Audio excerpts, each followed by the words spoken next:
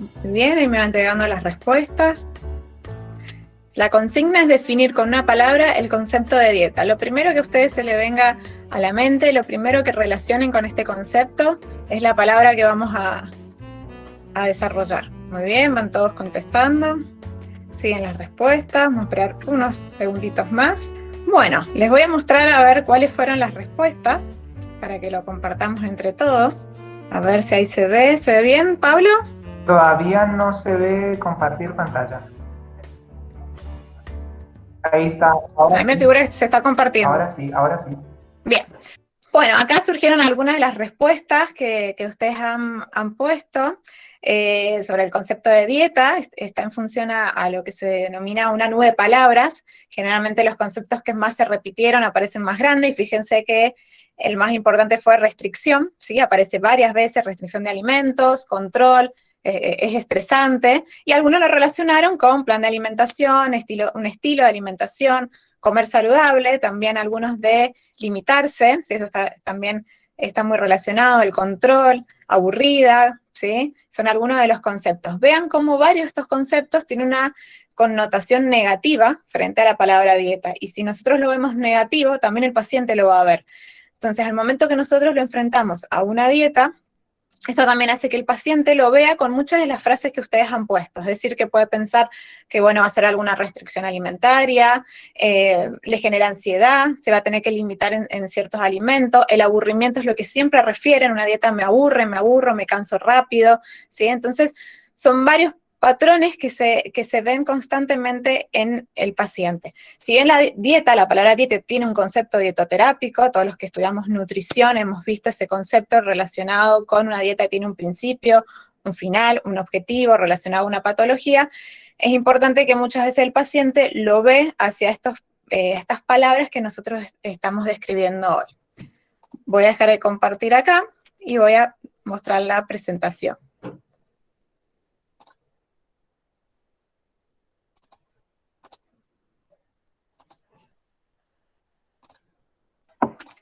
A ver si ve la presentación.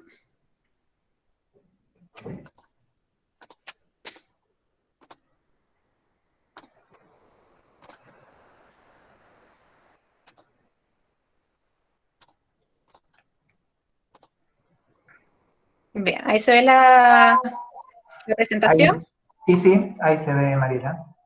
Perfecto, entonces, un poco esta nube de palabras era para arrancar en este concepto de dieta y un poco desarrollar esta diferencia principal entre dieta y hábito. El abordaje tradicional para el descenso de peso siempre establece una dieta como algo que tiene, como yo les decía recién, un inicio, un final y un objetivo concreto.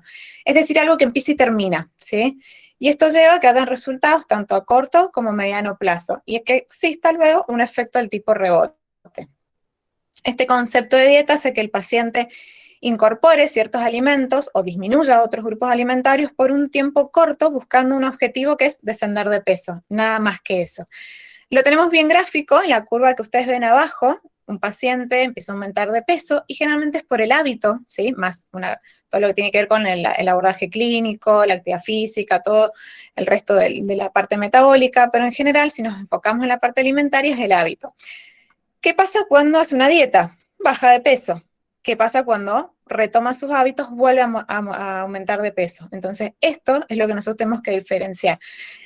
Que muchas veces la dieta lo que hace es que haya un descenso de peso, pero si no hay una educación alimentaria, incorporación de hábitos alimentarios, el paciente siempre va a ganar de peso, que es el famoso efecto rebote que siempre se define, ¿no? Tuve efecto rebote frente a este tratamiento, fui a otro especialista y tuve efecto rebote, y en realidad el rebote es porque nunca incorporó un hábito. Entonces, nos preguntamos, ¿el problema es realmente la dieta? Y en general el problema no es la dieta, son los hábitos alimentarios. Los hábitos alimentarios son conductas diarias que no son saludables y se van a alejar de los objetivos. Cuando hablamos de conductas diarias, hablamos de lo que realizamos la mayor parte del tiempo, no la conducta eventual, lo que el paciente hizo un día, el fin de semana, en una comida, es lo que se repite diariamente, es lo que hace la conducta diaria. Y esa conducta diaria es la que forma el hábito alimentario. Entonces, nosotros podemos trabajar en una dieta, en un tiempo corto, pero hay que trabajar en todo lo que es el hábito y lo que el paciente va a continuar como conducta diaria, que tiene que ser una conducta saludable y una conducta equilibrada. Bien, definiendo estos dos conceptos, haciendo una pequeña diferenciación, vamos a ver cuál es el enfoque de los tratamientos para descenso de peso. El objetivo de esta charla es que revisemos en conjunto toda la evidencia que existe en cuanto al tratamiento del sobrepeso y la obesidad, las dietas que se pueden utilizar y no, y cuándo seleccionar un paciente para este abordaje. Por eso nos debemos basar, como siempre decimos, en la evidencia científica. Y la evidencia científica no es todo paper que se publica. La evidencia científica hay que saber reconocerla, hay que saber leerla y hay que saber aplicarla. Una manera en esto de que es el tratamiento, o aquellos que nos dedicamos a obesidad y sobrepeso, es recurrir a las guías que ya están publicadas por diferentes asociaciones, y estas guías que marcan las diferentes recomendaciones basadas en la evidencia. Es decir, una recomendación de grado A se va a basar en el máximo nivel de evidencia, una recomendación de grado B, y así sucesivamente. Acá les nombro algunas, si les interesa, después me pueden escribir y les comparto el material. Tenemos las guías americanas, que siempre nos basamos tanto para el tratamiento clínico de la obesidad y también para el tratamiento quirúrgico. Tienen publicaciones, bueno, justo mucho de la parte nutricional está en 2013, se actualizó en 2016, ahora hay unas guías nuevas que no siempre se publica la parte nutricional, sino hay una cierta actualización. Guías españolas que son del 2012, y tenemos dos guías nuevas, una publicada en 2019, que son las guías europeas, que son del extremo derecho, y las guías de Canadá, que también son muy interesantes, que también fueron publicadas, si no me equivoco, agosto de este año. Algo importante que les voy a repasar de estas guías es que ya empiezan a definir los conceptos de hábitos alimentarios, de alimentación consciente, de la educación. Quizás antes, cuando uno estudiaba o revisamos la bibliografía, siempre el tratamiento nutricional estaba en el plan alimentario, en la dieta que íbamos a elegir. Hoy ya empezamos a ver las recomendaciones más abiertas hacia lo que es la prevención de la obesidad, a lo que es el estigma de la obesidad, a la discriminación. La verdad que es muy bueno que en estas guías empiece a abordar otros temas y no solamente la reducción calórica. Y las últimas guías que figuran acá ya están relacionadas con las diabetes, que es la ADA, que relaciona la obesidad y con el tratamiento de la diabetes. Entonces, ¿qué es lo más importante que se aborda en todo este tratamiento o en las guías para el tratamiento de la obesidad y el sobrepeso? Es que se debe basar en modificación del estilo de vida, lo que hablamos al principio. Hay que modificar el hábito alimentario, tanto con cambios en actividad, en la alimentación, perdón, en la actividad física y en conjunto con un programa de terapia cognitivo-conductual, ¿sí? Es decir, el cambio del comportamiento. El objetivo del tratamiento no es solamente que el paciente pierda de peso, eso es algo muy importante, que hay que sacar el foco de la pérdida de peso. Hoy toda persona que quiere bajar de peso, lo único que quiere ver es que la balanza cambie de número. El resto no lo ve o no le interesa tanto, ¿sí? Y nosotros tenemos que poner en foco que lo que queremos es que mejore su salud, mejorar la calidad de vida y reducir todo el riesgo a las comorbilidades o todas las patologías asociadas, y eso es lo que pueda producir un riesgo mayor. Entonces, en general, las guías, enfocándonos al tratamiento nutricional, el objetivo de pérdida de peso se trabaja entre un 5 al 10%, se lo van a encontrar en cualquier guía o bibliografía del peso actual en los siguientes 6 a 12 meses. Eso es lo básico que está en todos lados. Pero esta terapia de ascenso de peso tiene que incluir un plan alimentario, bajo en calorías, más actividad física, la terapia conductual que hablábamos recién, y se agrega farmacoterapia y la cirugía bariátrica. Además, esta pérdida, vean que esto es grado A, que es la recomendación grado A, es cuando tiene el mayor nivel de evidencia, y la modificación debe ser sostenida a largo plazo, o sea, esto que hablábamos recién, no que se genere esta curva que vimos que el paciente aumenta de peso por el hábito, baja por la dieta y vuelve a aumentar. Eso no sería un tratamiento exitoso, sino que tenemos que conseguir modificación sostenida con cambio del estilo de vida. También se agrega que podemos utilizar como herramienta la terapia grupal conductual, y que el plan de alimentación debe ser un plan de alimentación saludable, y hay que evitar todas estas dietas de moda, porque en realidad las dietas de moda, todo esto que va surgiendo, no tiene un foco en la educación, tiene foco al descenso de peso. Entonces, las estrategias que se van a aplicar son los cambios en estilo de vida, el plan de alimentación hipocalórico, actividad física y la modificación de la conducta, ¿sí? Esta es la base de las estrategias. Se agrega farmacoterapia y cirugía bariátrica, ¿sí? Hoy nos vamos a enfocar solamente en lo que es el plan de alimentación en sí, no en las otras estrategias, pero solamente dos cosas le voy a decir importantes, tanto la farmacoterapia y la cirugía bariátrica a tener en cuenta. Para utilizar un fármaco en el tratamiento de la obesidad, debe demostrar beneficios mayor que la dieta y la actividad física y la estrategia del cambio de la conducta. No quiere decir que el fármaco solo tiene mayores beneficios, quiere decir que la alimentación, el ejercicio y la conducta más el fármaco puede tener más beneficios. Que tenga alguna mejoría de las comorbilidades, o sea, que ese fármaco a su vez ayude a reducir estos factores de riesgo. Obviamente, como todo fármaco, cumpla seguridad y eficacia. Y la FDA, para aprobar los fármacos para el tratamiento de la obesidad, indica que tiene que alcanzar una pérdida significativa de más del 5%, ¿sí? En relación al efecto placebo y disminuir algún riesgo cardiovascular. Y lo último que es muy importante tener en cuenta hoy con el boom de suplementos y cosas que uno ve publicado o publicitado, sobre todo en las redes sociales y en los medios de comunicación, que se descartan todo tipo de sustancias o productos que se vendan libremente o que no tengan evidencia sostenida en el tiempo en sus ensayos clínicos controlados, ¿sí? O que no se ha demostrado que tenga una pérdida mayor del 5%. Entonces, todo el resto se descarta como parte de estrategia del tratamiento. Entonces, algunos ejemplos que se pueden mencionar, no sé, el té verde, todas las plantas diuréticas, todos los tipos de laxantes que uno ve en el mercado, este tipo de fibras saciantes, que en realidad lo único que hace es tener un efecto de saciedad, pero no se considera como farmacoterapia.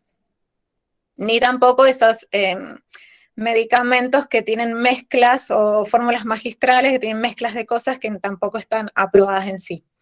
Y la cirugía bariátrica tiene una indicación específica para pacientes con IMC mayor de 40 o IMC mayor a 35 con alguna comorbilidad, siempre que sea un paciente que tenga obesidad más de 5 años, o sea, un paciente que aumentó el año pasado por un evento, que haya fallado en los tratamientos previos, no tener ningún tipo de adicción, y algo importante, que tiene que haber una evaluación previa de un equipo multidisciplinario especializado en bariátrica para decir si ese paciente se puede o no someter a una cirugía bariátrica. Bien, eso sería, digamos, para sacar algunos mitos en cuanto a la farmacoterapia y cirugía bariátrica. ¿Y cuándo usamos cada una de las estrategias? Bueno, en este cuadro muchos la conocen, el diagnóstico relacionado con el IMC, pero hay ciertas clasificaciones que han ido cambiando en relación al IMC y se relaciona con la comorbilidad o con la complicación relacionada a la obesidad. O sea, hoy no es solamente cuál es el IMC, si tiene sobrepeso, si obesidad grado 1 o grado 2, sino qué tipo de complicación presenta relacionada con la obesidad. Según eso es la estrategia que vamos a aplicar.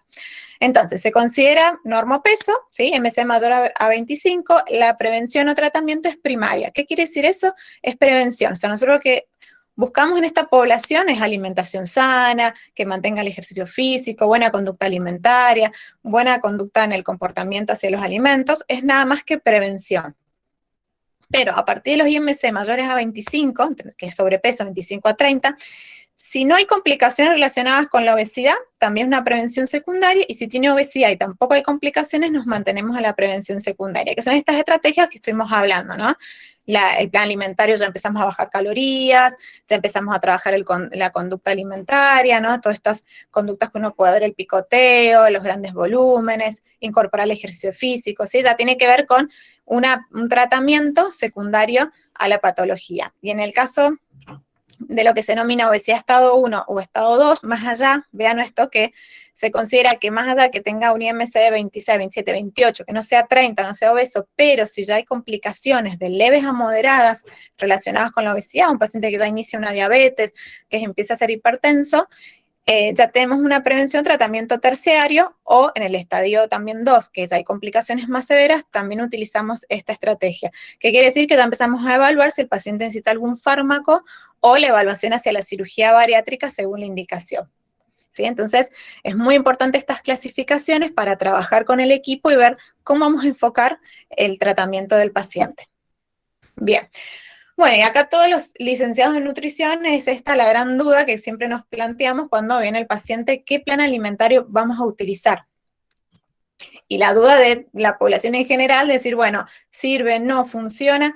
Bien, la pauta de alimentación, sea la bibliografía que sea, o sea, la mayor recomendación es que tienes un plan hipocalórico, ¿sí? Es bajar las calorías. Acá no hay magia, no hay nada, digamos, ninguna receta, ni ningún truco. Básicamente es bajar la ingesta calórica, ¿sí? Y que la dieta sea un tratamiento hipocalórico, equilibrada y principalmente adecuada al paciente que estamos trabajando. Entonces, la reducción de la ingesta calórica debe ser el componente principal en la intervención. O sea, el paciente bajar de peso porque bajamos las calorías. Después las modificaciones que hagamos dentro de esta alimentación, que la vamos a ver enseguida, disminuir algún macronutriente, dar algún suplemento, pero tiene que ser en el marco de la reducción calórica, y todo esto tiene que estar dentro de la educación nutricional para generar el hábito. Entonces, ¿qué condiciones debería cumplir el tratamiento dietético de la obesidad? Es decir, cuando yo voy a enfocar un tratamiento a un paciente con sobrepeso o con obesidad, tengo que cumplir ciertas pautas, más allá del plan que elija. Primero, que lo que yo quiero que baje es grasa, ¿sí? Que no pierda masa muscular. Si el paciente está perdiendo masa muscular, hay algo que no está bien. Que se mantenga en el tiempo, que se pueda sostener, que no es un tratamiento que es, como habíamos definido en las primeras palabras, que sea una dieta aburrida, que sea muy estricta, que indique prohibiciones. Y algo importantísimo, que eduque. O sea, la alimentación que yo le dé al paciente tiene que ser con la educación alimentaria. Hoy, por esto que hablábamos recién, los medios de comunicación, las redes sociales, los pacientes vienen con muchos errores o mitos alimentarios relacionados a grupos de alimentos, y los van sacando sin el asesoramiento. Entonces es muy importante la educación y el hábito alimentario. Tratar las comorbilidades que están asociadas, y creo que el foco común de todo equipo que trabaja con los pacientes con obesidad y sobrepeso es mejorar su calidad de vida. ¿Qué pasa si el tratamiento es inadecuado? Y bueno, va a haber riesgo a déficit, ¿sí? Malnutrición del paciente, porque por querer que baje de peso se le hace una dieta súper estricta, y si no está bien asesorada, puede haber déficit de ciertos micronutrientes, o sea, de vitaminas, minerales, y así el paciente con obesidad es un paciente malnutrido. Entonces hay que tener en cuenta que por más que haya aumento de peso, no quiere decir que esté bien alimentado, que coma bien. Entonces hay que controlar todas estas variantes. Que empeore el riesgo cardiovascular de los pacientes, o sea, que haya alguna dieta que le agregó más grasa, que no se esté considerando los perfiles lipídicos. Y algo importantísimo, favorecer el desarrollo de trastorno de la conducta alimentaria. Si nosotros sometemos a un paciente, esto que hablábamos en las primeras palabras, decir, de la nube de palabras, decir que es una restricción. Ustedes imagínense un paciente con un trastorno de la ansiedad, ¿no? Más algún episodio de atracón, o comedores nocturnos, picoteadores, o consumidores de grandes volumen, de repente los sometemos a una restricción, a una alimentación muy restrictiva. ¿Qué puede pasar? Que fomentemos o que se agudice su trastorno de ansiedad, se agudicen los atracones. Entonces hay que tener mucho cuidado, por eso también es importante la evaluación psicológica. Transmitir conceptos erróneos sobre el tratamiento. Fomentar el sentimiento de frustración, afectando negativamente el estado psicológico. Al paciente no hay que retarlo, ¿sí? No tiene por qué sentir miedo a venir a la consulta, no hay que fomentar el fracaso. O sea, lo que tenemos que trabajar en conjunto, ponernos objetivos concretos, plantear estrategias con el paciente, y no estar retando porque no bajó de peso. Siempre buscar el lado positivo, que es el cambio de hábito alimentario. Entonces, los planes alimentarios los vamos a dividir en dos grupos grandes: los diferentes contenidos calóricos y los diferentes proporción de nutrientes. Diferente contenido calórico, tenemos la famoso plan alimentario hipocalórico, que sería el gol estándar en el tratamiento del sobrepeso y la obesidad. Es hipocalórico porque se bajan las calorías, es equilibrada porque se mantiene la distribución normal de macronutrientes. Esto quiere decir, la famosa fórmula sintética se mantiene normal, no modificamos macronutrientes. Estos planes se pueden diferenciar según el valor calórico: en valor calórico moderado, entre 1.200 a 1.500, de bajo valor calórico, entre 800 a 1.200, y se considera un plan de muy bajo contenido calórico cuando tiene un aporte menor a 800 calorías, que después vamos a hablar un poquito de esos planes, cuándo se indican y qué hay que tener en cuenta. Entonces, la evidencia general de este tipo de plan de alimentario es bastante claro. Esto no hay, digamos, no hay controversias. Un plan alimentario que tenga una reducción energética en la dieta de entre 500 a 1000 calorías va a provocar una pérdida de peso entre 0,5 a 1 kilogramo por semana. Es aproximadamente el 8% de la pérdida de peso en 6 meses, lo que decíamos recién, entre 5 a 10% a largo plazo es un descenso de peso correcto. Mostrar nada más la fórmula sintética, esto es lo que decías, los macronutrientes normales. Puede ser, por eso está marcado el tema de las proteínas, podemos trabajar un poquito más de 1 a 1,2 hasta 1,5, hacerlo ligeramente hiperproteico, pero dentro de un plan alimentario hipocalórico. Esto es para fomentar la saciedad, conservar la masa magra, ¿sí? Sería un poco ese el objetivo. En cuanto a los hidratos, no bajar los hidratos menos a 100 gramos al día para no provocar, digamos, lo que sería una cetosis. Muy importante el consumo de fibra y las grasas, todo lo que es la selección de grasas, también relacionando con todas las comorbilidades asociadas a la obesidad. Lo más importante dentro de las características es que lo que buscamos es volumen aumentado, consistencia aumentada, lo que queremos es que haya mayor trabajo gástrico y haya mayor saciedad. Y también trabajar el fraccionamiento es un poco establecer la educación alimentaria, porque los pacientes vienen a veces desordenados con la alimentación y lo que uno busca es que, bueno, haya 4 comidas y colaciones si son necesarias. En realidad tampoco esto tiene que ser tan fijo, va a depender del paciente. No es bueno que coma unas horas al día y tampoco es necesario que coma 6 a 7 veces al día o cada 2 horas y que esté pendiente todo el tiempo de lo que tiene que comer o no. Esto es sumamente adaptado al paciente, a las necesidades que tiene y a su día a día. Bien, eso sería con el plan hipocalórico. Hablamos entonces de los planes hipocalóricos, ahora vamos a pasar a los planes que modificamos la proporción de nutrientes, es decir, de esa fórmula sintética normal, lo que vamos a hacer es modificar o subir hidratos, bajar grasas, subir proteínas, hacer esas modificaciones dentro de lo que es el plan, hipocalórico. Bien, bajas en hidratos de carbono se consideran dietas de que tengan aproximadamente un 20% de hidratos de carbono, ¿sí? Si yo bajo hidrato por el tema de la fórmula sintética, algo tengo que aumentar, o sea, aumento las grasas, aumento las proteínas. ¿Cuándo es una dieta realmente cetogénica? Bueno, hay también un poco en controversia, se considera entre 20 a 60 gramos al día, o sea, una disminución, consumir menos de esa cantidad puede ser una dieta cetogénica pura. Una dieta baja en grasas es disminuir del 20%.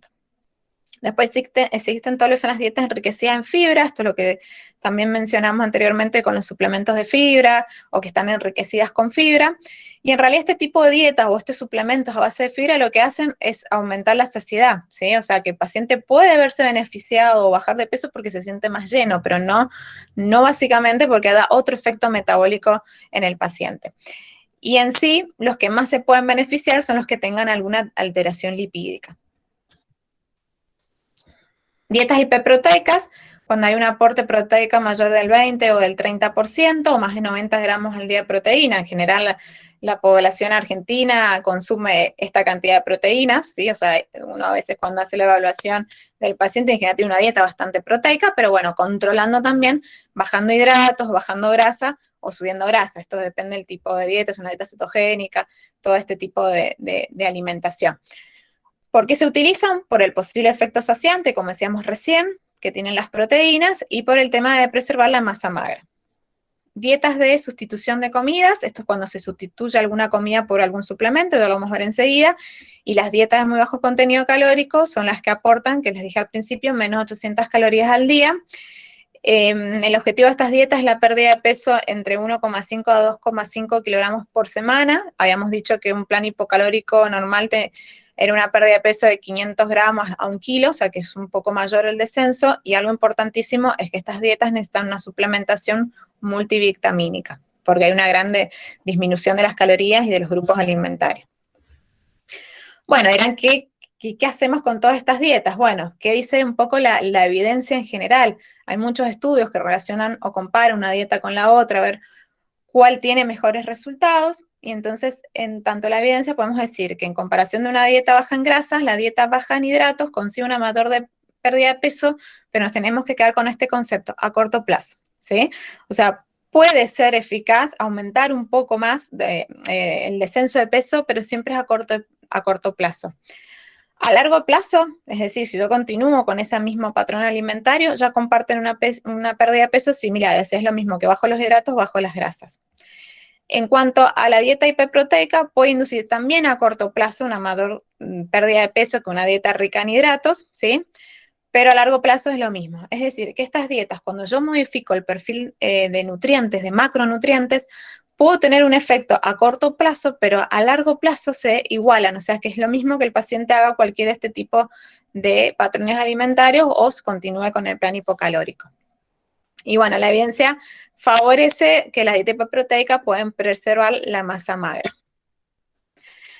Eso con cuanto a la evidencia. En cuanto a la recomendación, lo que se recomienda es que para potenciar el efecto de la pérdida de peso no es útil disminuir la proporción de hidratos de carbono e incrementar las grasas, por lo que recién mencionábamos. Si yo no controlo, no sé cómo es el perfil lipídico de estos pacientes, puedo estar agudizando alguna patología.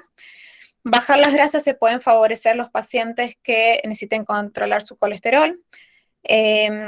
Las dietas bajas en hidrato, decíamos que si bajamos el hidrato hay que aumentar algo, hay que aumentar la grasa o las proteínas, y bueno, no se debe contener un elevado porcentaje de grasa de origen animal, por lo mismo que ya mencionábamos, y todas las patologías cardiovasculares. Y lo que se considera que un incremento de la masa magra de 1 a 1.05 puede ser bueno para conservar la masa magra, dentro de lo que yo les decía recién, de un plan hipocalórico. Es decir, no es necesario hacer una dieta totalmente hiperproteica, pero dentro del marco de una dieta hipocalórica puedo aumentar un poco las proteínas. Eso es un grado de recomendación B. Bien. ¿Qué se dice de los sustitutos de comida? Este es otro punto aparte donde hay muchas dudas, suplementos, que sí, que no, le doy al paciente, le indico. ¿Qué es la sustitución de comida? Es cuando una comida o varias comidas del día se sustituyen por un suplemento de composición conocida, ¿sí? ¿Por qué es conocida? Porque está reglamentada, aprobada, y cada porción va a indicar esto que les coloco en el cuadro de abajo: menos 200 calorías, generalmente son aumentados en proteínas, ¿sí? Para seguir una estructura de alimentación más bien proteica, baja en hidratos, bajas en grasa, y están enriquecidas con vitaminas y minerales. ¿Qué dice la evidencia? Que la utilización de estos sustitutos puede facilitar el seguimiento de una dieta hipocalórica. O sea, dentro de una dieta hipocalórica yo puedo jugar suplementando estos o sustituyendo las comidas con estos suplementos, favoreciendo en este caso la pérdida de peso como el mantenimiento. En realidad, facilitar el seguimiento quiere decir que a lo mejor pacientes, que esto también es muy importante, a qué pacientes se lo va a indicar con esta selección, puedo beneficiarlo o adhieran más a esa estructura. Este efecto beneficioso es mayor cuando se emplea siempre en el contexto del tratamiento. O sea, todo lo que estamos hablando es dentro de un tratamiento multidisciplinario, es decir, que hay una educación alimentaria, el paciente hace ejercicio, tiene su control psicológico, y dentro yo establezco esta pauta. Entonces, la sustitución de algunas comidas por estos sustitutos pueden, en contexto de dietas hipocalóricas, pueden resultar de utilidad para la pérdida y el mantenimiento de peso. Es un grado de recomendación D, o sea, no tiene el mayor nivel de evidencia, pero puede ser una herramienta. Acá, lo que ven ahí con una cruz, esto es lo más importante que se establecen en las guías, ¿sí? Esto aparece en la última guía que yo les mencioné de Canadá del 2020, donde dice que no se recomienda el uso de productos comerciales de pérdida de peso de venta libre. Y ahí seguramente se les vienen varias marcas en la cabeza, uno muy conocido, para el control de la obesidad debido a la falta de evidencia. O sea, nosotros no estamos hablando de estos sustitutos por ahí comerciales que no tienen evidencia, sino aquellos que están probados frente a la evidencia de que se pueden utilizar y que tienen una composición conocida, ¿sí? Y aprobada por el organismo o la fiscalización de cada país. La última guía que yo les mencionaba de Canadá, que no lo había visto yo en guías anteriores, si bien aparece esto de los sustitutos, ya establece hasta algunas marcas que tienen la evidencia científica para poder utilizarlo. Justamente son las dos marcas que ustedes ven abajo, que también se utilizan mucho en Europa para este tipo de tratamientos. Son batidos proteicos, vienen en diferentes composiciones. Acá también en la Argentina hay otras dos marcas conocidas que se pueden utilizar, es una alternativa. En la experiencia sirve mucho en pacientes muy ordenados, muy estructurados, que tienen una buena educación alimentaria, y es una alternativa para hacer un comienzo del tratamiento para un descenso de peso y un seguimiento volviendo a un hábito normal. Pero bueno, yo lo que quería mostrarles es que ya aparece en las guías y aparece como programas comerciales. ¿Por qué programas? Porque no es que va y compra el suplemento, sino que tiene que tener dentro del mismo tratamiento la indicación del suplemento, la indicación del médico, la indicación del licenciado en nutrición, la indicación del ejercicio, o sea, completo este programa con el suplemento, ¿sí? Eso sería. Y las dietas de muy bajo contenido calórico son aquellas que habíamos dicho menor de 800 calorías diarias y que pueden producir una pérdida de peso entre 1,5 a 2,5 kilos por semana. ¿Cuándo se indican estas dietas en obesidades mayor a 30, que tengan alguna comorbilidad? Pero lo importante de estas dietas es que se hacen solamente con supervisión del equipo médico nutricional para ciertas patologías y que necesita una suplementación de vitaminas. Entonces, ¿cuándo es, qué dice la evidencia? ¿Cuándo se pueden utilizar? A corto plazo, como decíamos todas, las dietas bajo contenido calórico pueden originar una mayor pérdida de peso, ¿sí? A largo plazo no origina mayor pérdida de peso, lo mismo que hablamos todos, o sea que no puedo someter a un paciente a más de 1, 2 meses, 3 meses de dieta de muy bajo contenido calórico porque no es necesario, no va a mejorar. Y si hay mucha evidencia, la utilización de estas dietas en el preoperatorio, una cirugía bariátrica para disminuir la esteatosis hepática y favorecer la técnica quirúrgica.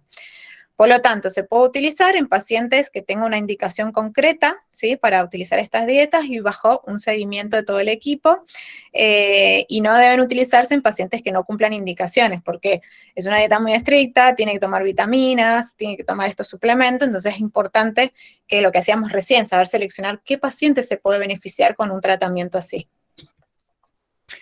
Bueno, y este cuadrito tiene muchas cosas y está en inglés, lo copié tal cual, sale en las guías americanas publicadas en el 2016, habla de todas las dietas que estuvimos mencionando, y que si bien estas dietas pueden tener algún efecto beneficioso o no frente a la salud, por ejemplo, la primera son las dietas modificadas del índice glucémico, o sea, se va a favorecer o puede haber un beneficio en el perfil glucémico, las dietas bajas en hidrato de carbono pueden también tener algún efecto en lo que es el perfil glucémico y lipídico, las dietas altas en proteínas pueden favorecer la masa muscular, ¿sí? También disminuir el diámetro del adipocito, pero pueden tener, si es muy rica en proteína de origen animal o también en grasa animal, puede estar asociado a marcadores inflamatorios.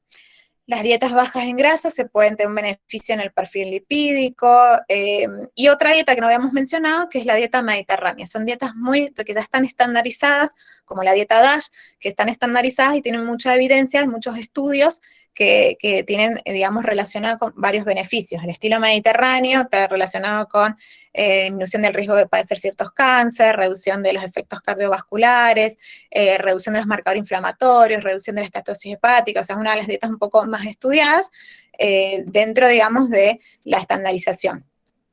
¿Qué podemos concluir? Que en general no incrementan un mayor efecto de pérdida de peso a largo plazo, ¿sí? O sea, que si bien puede haber un discreto efecto, como vimos recién en la evidencia, a corto plazo, ¿sí? Pero que el componente principal de la intervención en realidad es la reducción de la ingesta total de energía, sea cual sea la modificación de los macronutrientes, en realidad es la disminución de la ingesta de lo que está favoreciendo la disminución de peso. ¿Y cuándo voy a considerar esta disminución o esta, modificación de la composición de macronutrientes en pacientes que sean correctamente seleccionados, que se beneficien, que se adhieran a ese tratamiento, controlando el perfil metabólico, perfil lipídico, perfil glucémico, la pérdida de peso, que haya una reducción de los factores de riesgo? Es decir, que tengo que seleccionar qué tipo de paciente, no porque la vecina está haciendo la dieta hiperproteica, uno también se va a favorecer. Entonces eso siempre hay que tener cuidado y tiene que ser un buen asesoramiento. Bueno, y esto no voy a entrar en el tema del ayuno intermitente en sí, pero bueno, es algo que se menciona, se habla un montón, y lo que podemos concluir es que la evidencia científica es controversial. Si bien hay evidencia que marca ciertos beneficios relacionados con los cambios metabólicos o resistencia al estrés celular, hemos hecho estudios relacionados con la diabetes, aparte, digamos, todo lo que tenga que ver con el ejercicio, yo me enfoco en esto de sobrepeso y obesidad. También hay ciertos resultados que puede conducir a una mayor pérdida de peso, hay muchos estudios hechos en animales, Pero el tema del ayuno intermitente, que también la otra parte es que hay estudios que indican baja adhesión al régimen. Volvemos al principio, o sea, pacientes que son muy desordenados en su alimentación, que tienen trastorno de la ansiedad, que consumen grandes volúmenes, llevarlo a este tipo de régimen, podemos agudizar, ¿sí?, esas conductas alimentarias. Entonces, no todo paciente se va a beneficiar de hacer un ayuno intermitente. Y otra cosa es que muchos de los estudios están hechos o centrados principalmente en adultos jóvenes y con sobrepeso. Entonces, bueno, es algo que hay que seguir estudiando si realmente un paciente con una obesidad mayor, con complicaciones, se puede beneficiar con un ayuno intermitente. Entonces, resumiendo un poco las estrategias dietéticas para la pérdida de peso, en general es reducir la ingesta calórica. Yo puedo reducir estableciendo ciertos patrones como 1.200, 1.500 las mujeres, 1.500, 1.800, haciendo el cálculo del valor calórico total, o puedo prescribir de lo que el paciente consuma un déficit energético de 500 o 750 o a 1.000, eso según la biografía, dentro de un marco de educación alimentaria. Y puedo disminuir o cambiar ciertos grupos alimentarios, pero dentro de este marco de reducción calórica. Bien, y algo importante, que voy a revisar la hora para no pasarme, la intervención del estilo de vida, ¿sí? Algo importante también, cómo continúa, cómo va a ser el programa, ¿sí? Importante que los pacientes participen durante 6 meses, y esto también es importante que el paciente lo tenga en cuenta cuando arranca un tratamiento, que no va a ser de un día para el otro, que si un mes o no consigue los resultados y pasa a otro profesional, y así es lo que nosotros llamamos como un dietista crónico, sino que el tratamiento hay que completarlo, hay que seguir por objetivos, plantearse estrategias, y por lo menos mínimamente tiene que ser de 6 meses, con un programa de estilo de vida integral que involucre el cambio alimentario, la dieta baja en calorías, aumentar la actividad física, estrategias del comportamiento. Pueden haber sesiones individuales, como les mencioné anteriormente, y también trabajar en grupos con un especialista capacitado. No es fácil trabajar con los grupos, está bueno también trabajar en conjunto con una psicóloga. La dieta muy bajas calorías, bajo supervisión médica nutricional y en ciertas circunstancias, que ya lo vimos, y después hay que hacer un programa de mantenimiento del peso, que por lo menos sea un año. Bien, y relacionando esto que yo les mencionaba al principio con respecto a las guías, esto empezamos a ver de que además del concepto de plan de alimentación, de reducción calórica, de si baja un componente alimentario, un macronutriente u otro, se empieza a ver ya otros aspectos del asesoramiento nutricional y conductual que antes no figuraban en la bibliografía de las recomendaciones. Y en las guías europeas ya empezó a ver ciertas recomendaciones en cuanto a la calidad y selección de alimentos, todos lo conocemos, disminuir la densidad energética, aumentar el consumo de verduras, de frutas, disminuir los alimentos grasos, disminuir los carbohidratos refinados, disminuir el tamaño de la porción, y ya empiezan a aparecer otros aspectos como evitar los bocadillos, saltearse las comidas, lo que es el picoteo, comer solo en respuestas de la sensación de hambre, tenerse cuando uno tiene saciedad, evitar comer sin hambre o evitar terminarse la comida por más que esté lleno porque está en el plato, eso es importante, comer despacio, ¿sí? Hacer hincapié en que si uno come despacio y mastica bien los alimentos, va a sentir saciedad, porque la saciedad no llega inmediatamente. Y un concepto importante que ya aparece en las guías es la alimentación consciente. Quizás muchos ya lo han escuchado, pero es trabajar con el paciente, el ser más consciente en el acto de comer. Entonces empiezan a ver estas recomendaciones de relajarse, escuchar música, tratar de anticiparse ante una comida, ¿no? Esto de venir corriendo a comer y seguir uno con su rutina, sentarse en una mesa, ¿sí? Para comer, y este aspecto es muy importante. Hay muchos pacientes que comen parados, acostados, rápido, entonces el hecho de hacer este ritual de sentarse en la mesa, poner el plato, poner los cubiertos, preparar la comida, que no hayan distractores como la televisión, hoy que estamos en este mundo de todo lo online, no estar con la computadora y comiendo al lado, entonces dedicarse tiempo para comer. Tener en cuenta cómo la intensidad llega de la sensación de hambre, que la puedan percibir, comer despacio, disfrutarlo, sentir sabores, textura. También muy importante las emociones, ¿sí? El hambre emocional, cuando como, a qué se relaciona, por qué estoy comiendo, y dejar de comer cuando se siente lleno y el placer de comer empieza a disminuir. Y algo también que resalta es que se puede trabajar con el registro alimentario, o sea que los pacientes lleven un registro que van anotando lo que comen, es una muy buena herramienta.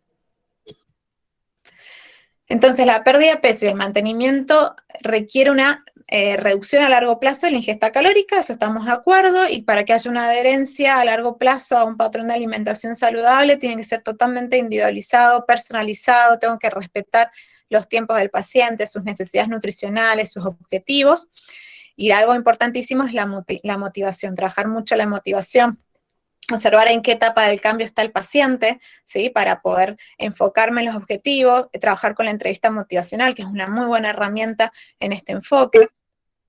Y voy a considerar un tratamiento exitoso cuando hay cambios en el estilo de vida a largo plazo, mejoras de la composición corporal, es decir, baje la grasa, aumente la masa muscular, haya una disminución de las comorbilidades, de todos los factores de riesgo, la pérdida de peso del 5 al 10% que mencionamos anteriormente, mejora la imagen, autoestima, confianza, autoafirmación, calidad de vida y la motivación por sostener estos hábitos alimentarios a largo plazo. O sea, vean cómo el tratamiento se considera exitoso por un montón de factores y que no tienen que ver solamente con el peso, ¿sí? O sea, no poner el foco con el numerito de la balanza, sino que el tratamiento es exitoso cuando todos estos parámetros los podemos conseguir en el paciente. Para ello, el tratamiento multidisciplinario es fundamental, ¿sí? El trabajar en el equipo, tanto con médico especialista en obesidad, licenciado en nutrición, preparador físico, psiquiatra, psicólogo, cirujano, en el caso que se trabaje cirugía bariátrica, es muy importante el trabajo en equipo. No lo digo yo, lo dicen todas las asociaciones que trabajan en obesidad, ¿sí? Y en diabetes y en todas las enfermedades crónicas, y aparece, ¿sí? Esto es sumamente importante, hoy en día, bueno, hay mucho intrusismo y hay muchos profesionales que trabajan con el paciente con obesidad solo, sin involucrar al equipo, y está establecido en todas las guías que debe trabajarse cada uno de estos aspectos por un profesional. Y esto que les muestro acá es para que vean que esto es real, es así. Y en esta figura lo que van a ver es estos cambios en estilo de vida, los tres aspectos principales: alimentación, actividad física y comportamiento, que es lo que se indica resumido, que ya lo hablamos recién, en la reducción calórica, adaptado a la persona, que incluye todos estos tipos de planes alimentarios, ¿no? Que podemos variar: dieta mediterránea, baja en carbohidratos, alta en proteínas, los reemplazos dietarios, y dice quién debería dedicarse a esta parte del tratamiento, un experto en nutrición, ¿sí? El dietista o nutricionista.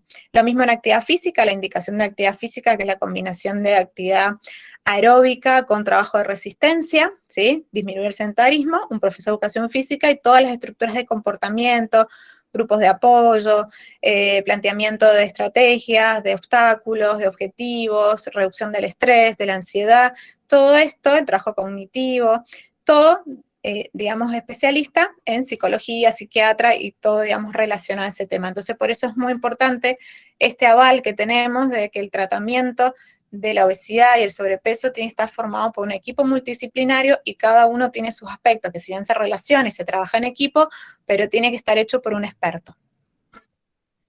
Bueno, y con esto ya termino para no pasarme en el tiempo, que es la selección de alimentos, que uno dice, bueno, viene el plan y ahora la selección de alimentos, el paciente llega con un bombardeo de información, ¿sí? Si bien también por las dietas, pero más que todo por los alimentos, que este alimento sí, que este tiene un beneficio, que este no, que este hay que sacarle la alimentación, que escuché que tal alimento podría favorecer. Entonces, bueno, ahí nos enfrentamos también a todo este mundo nuevo de información. Y por eso quiero hacer hincapié, siempre hablamos de la evidencia científica, les traje estas infografías que fueron publicadas por el Consejo Europeo de Información de Alimentos, me parecieron muy interesantes, yo se las comparto también con los pacientes, en tener en cuenta lo siguiente, que no todo lo que circula en Internet es cierto, que hay que identificar la fuente en que se va a extraer, hay que ver qué tipo de artículo científico está publicado en alguna revista académica, en alguna asociación que tenga alguna trayectoria científica, o es en alguna página de prensa, es una red social, ¿sí?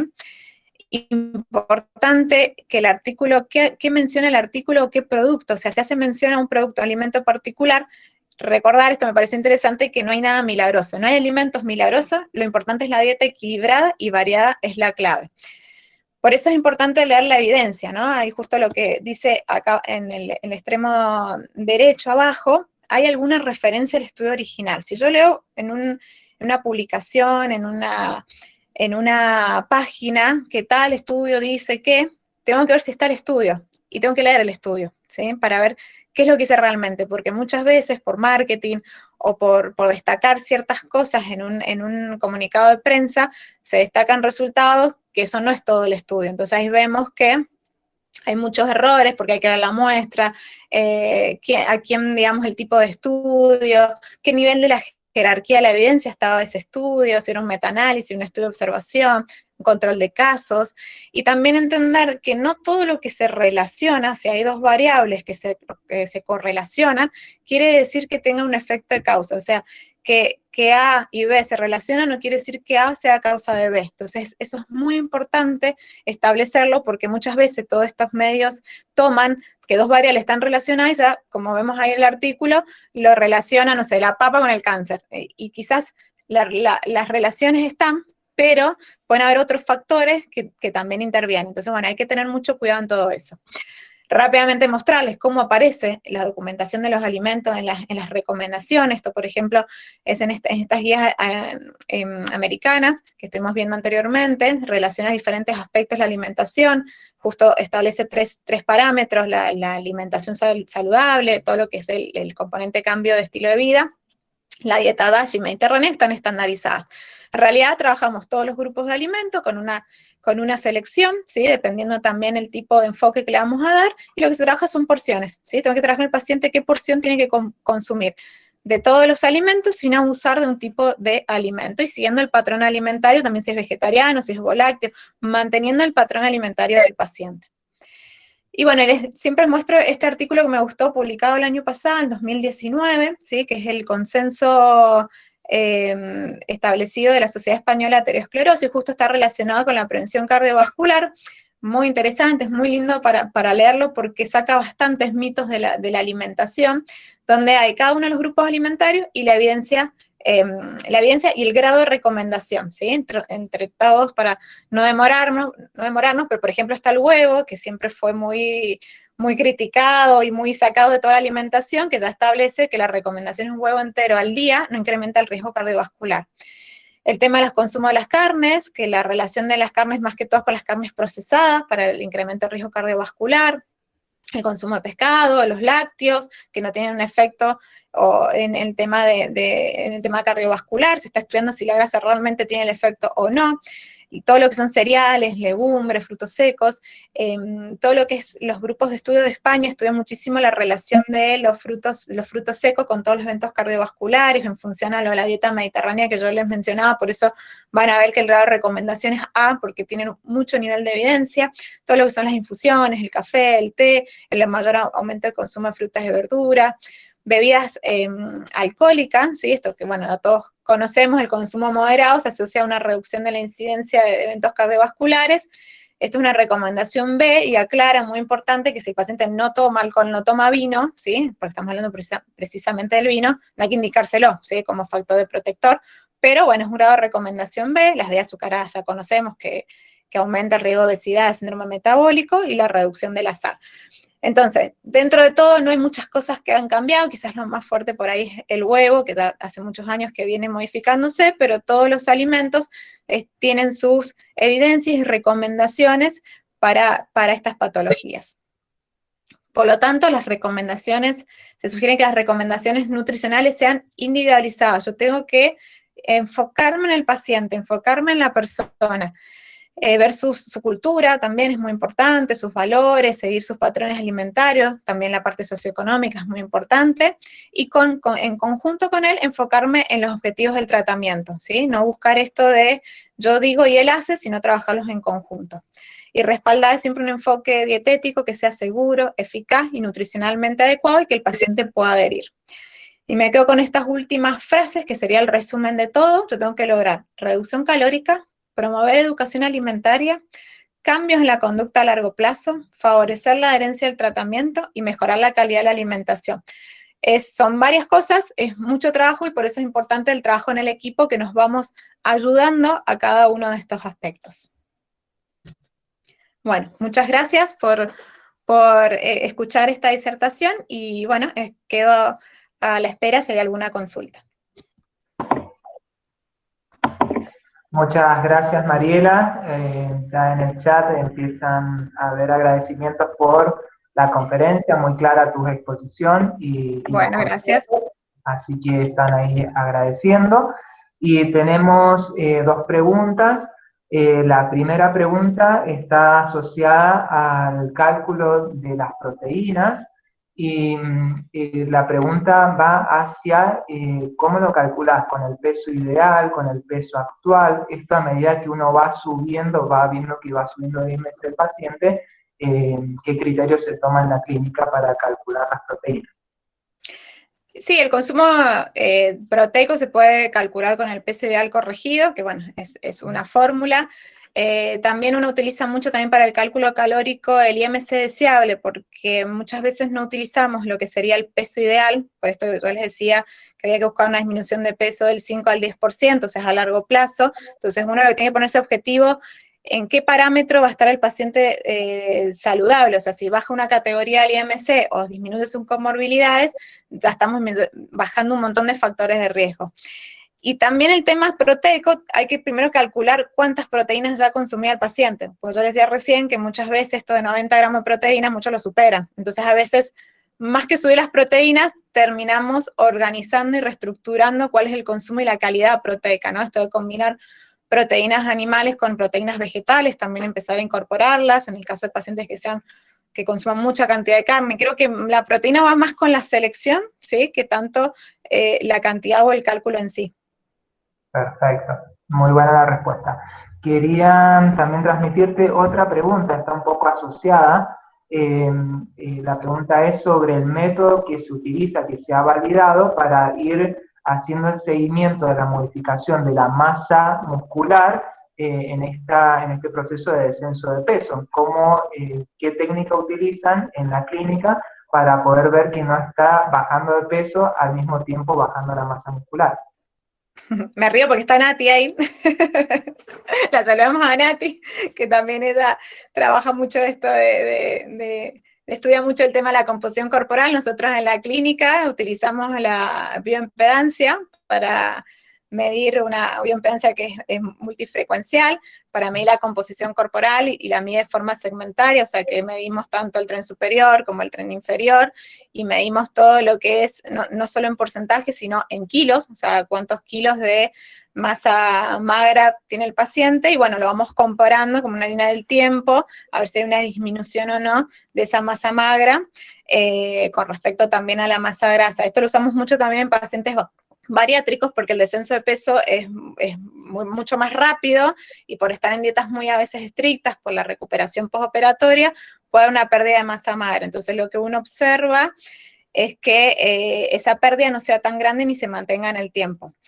Algo relacionado con la composición corporal, si nos quedamos con los pacientes con obesidad y más obesidad mórbida, tiene una composición corporal tanto de masa grasa, ¿no es cierto?, que uno ya esto lo entiende por este aumento de peso, pero también es un paciente que tiene masa muscular aumentado, que es un músculo de sostén, ¿sí? Porque para levantar ese peso tiene que haber generado más masa muscular. El problema es cuando baja de peso, el cuerpo se aliviana, por lo tanto, si es más liviano, va a tener menos necesidad de tener músculo, y ese músculo se empieza a perder. Entonces, ahí es donde está el trabajo del profesional de educación física, trabajar esa masa muscular, que es un músculo débil. En realidad tiene músculo, pero está debilitado porque no está trabajado. Entonces, es muy importante esa observación, y bueno, eso lo medimos con las bioimpedancias, para saber, bueno, cuál fue esa pérdida de masa muscular y cómo lo va recuperando el paciente con el ejercicio. Y generalmente las bioimpedancias miden si ese músculo es débil o es fuerte, está trabajado.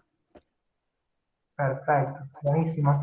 Muy claro. También ahora hay otra pregunta, más que pregunta es si tenés el link o el DOI del artículo de arteriosclerosis para poder compartírselo a los chicos, a la audiencia.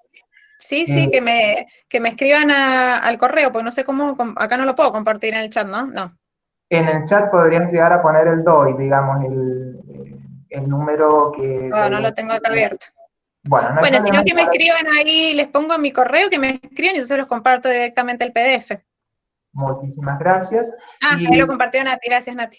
Ahí Que comparto el me correo. escriban y yo les paso todos los artículos y lo pueden leer detenidamente. Perfecto, bueno, y yo sumo una última pregunta que veo que en el chat no hay. Pregunta a nivel de dietas vegetarianas, ¿tenés algún estudio o aplicaciones que hayas hecho que te haya tocado pacientes y que modificaron la dieta a dieta vegetariana y hubo un mejor descenso? ¿No? ¿Tenés algún conocimiento, experiencia sobre eso?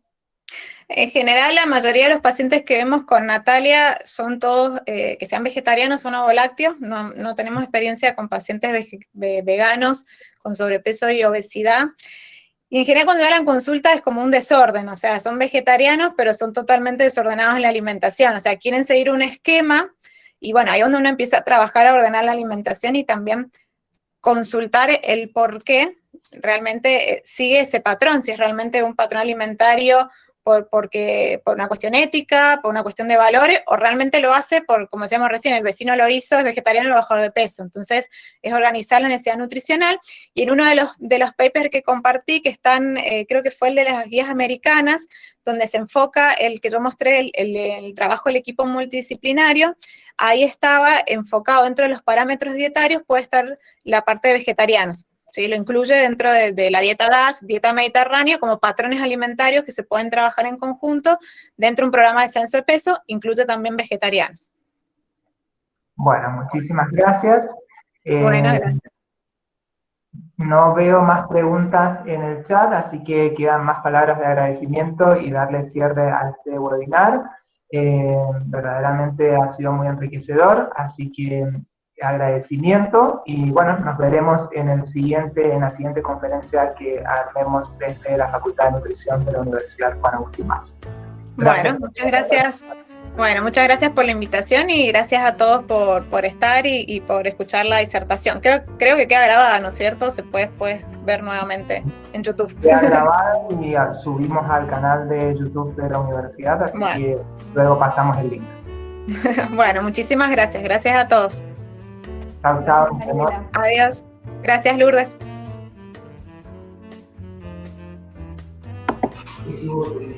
Chao Mariela, excelente como siempre. Gracias, Cecilia. Muchas gracias. No, de nada.